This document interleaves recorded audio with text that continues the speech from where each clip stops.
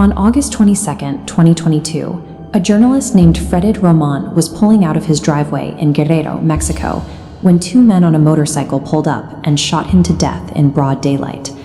Just hours before he was killed, Roman published a story criticizing the federal government's handling of an 8-year-old mass abduction. Digging into systemic corruption carries an incredibly high price. Today, Mexico is the deadliest country on earth for reporters outside of an active war zone.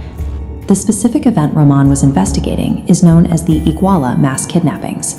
In 2014, dozens of young student teachers vanished without a trace, sparking a massive national crisis. Roman's murder suggests that whatever really happened to those students remains a heavily guarded, lethal secret. To understand the weight of that secret, we have to go back to September 26, 2014.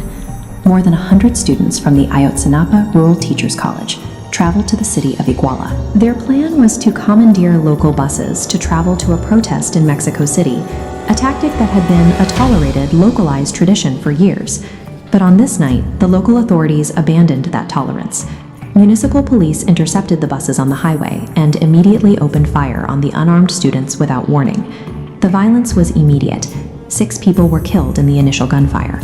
As terrified survivors fled into the nearby fields, police and armed gunmen hunted them down, subjecting some to horrific physical torture. By the time the sun came up, exactly 43 students had completely vanished. This left the public with a chilling contradiction. Routinely accepted student protests do not typically provoke a highly coordinated lethal extermination. The government's initial explanation laid the blame on local politics.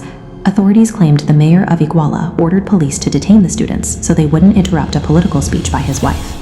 Next, the government claimed police mistook the students for a rival gang called Los Rojos. But an independent panel of human rights experts spent 6 months investigating and concluded that such a mistake was scientifically impossible. The local police narrative completely unraveled when surviving students began sharing their accounts of that night. After escaping the gunfire and carrying their wounded to a nearby hospital, they were intercepted by soldiers from the Mexican Army's 27th Infantry Battalion. Instead of offering protection, the military commanders interrogated the students, called them delinquents, and actively blocked severely bleeding victims from receiving medical treatment. After collecting their names, the Army simply left them there for the police to collect.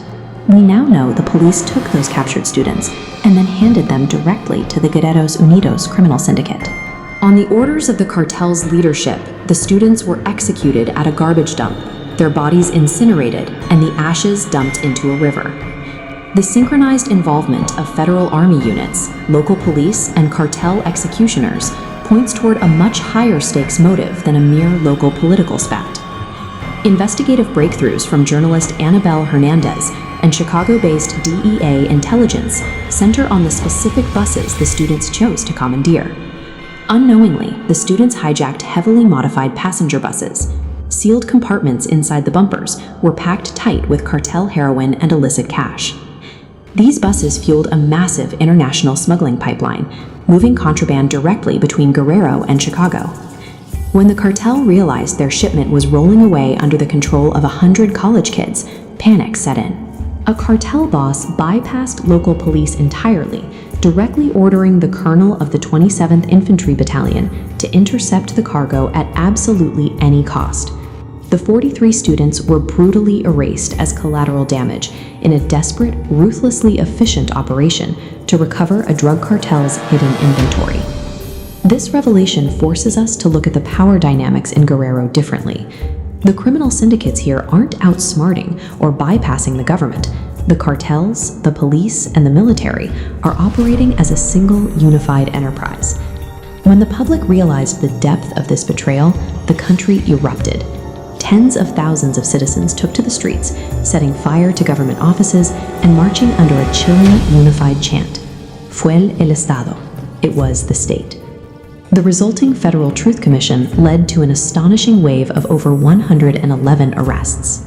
The warrants swept up local mayors, dozens of police officers, and eventually the man who led the initial cover-up, Mexico's former federal attorney general, Jesus Murillo Caram. But the most damning indictment came with the arrest of Army General José Rodríguez Pérez. He was the colonel in charge of the 27th Infantry Battalion on the night of the massacre, confirming the military's direct operational role in enforcing cartel orders.